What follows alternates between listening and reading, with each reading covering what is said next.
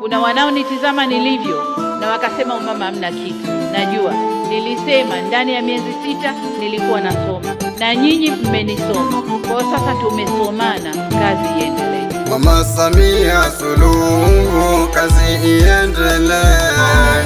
Tanzania nchi yetu, amani itawale.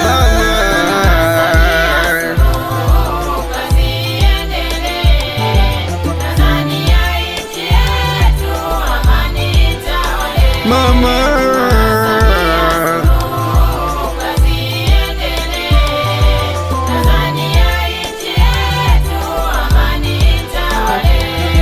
umeapishwa kuongoza nchi nzima, wewe Jamhuri ya Muungano unaongoza wewe. Umeapishwa kuongoza nchi nzima, wewe Jamhuri ya Muungano unaongoza wewe. Tanzania tunachoomba tusiandamane, tuzidisheni kuomba dua, amani itawale. Tanzania tunachoomba tusiandamane, tuzidisheni kuomba dua, amani itawale. Mama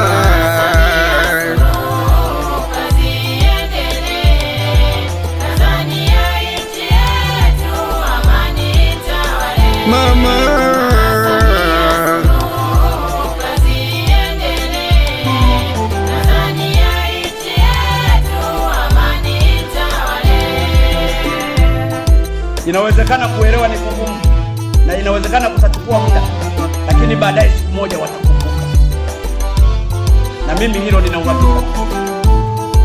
Na mara nyingi Watanzania huwa wana tabia ya kukumbuka ukishakufa, wanakwambia pengo lake halitazimika. Ila ninachokijua hapa katika dunia, wanadamu husifiwa anapoaga dunia. Ila ninachokijua hapa katika dunia, wanadamu husifiwa anapoaga dunia.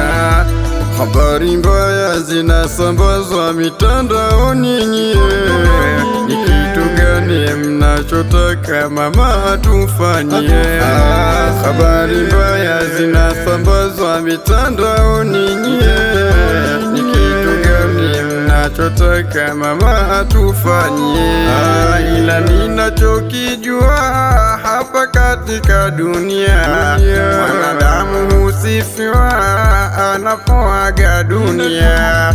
Ila ninachokijua hapa katika dunia, wanadamu husifiwa anapoaga dunia.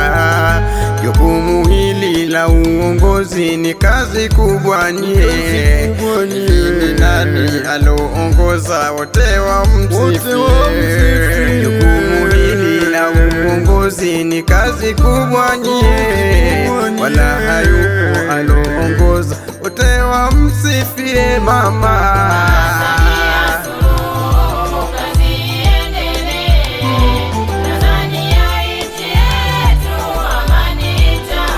Mama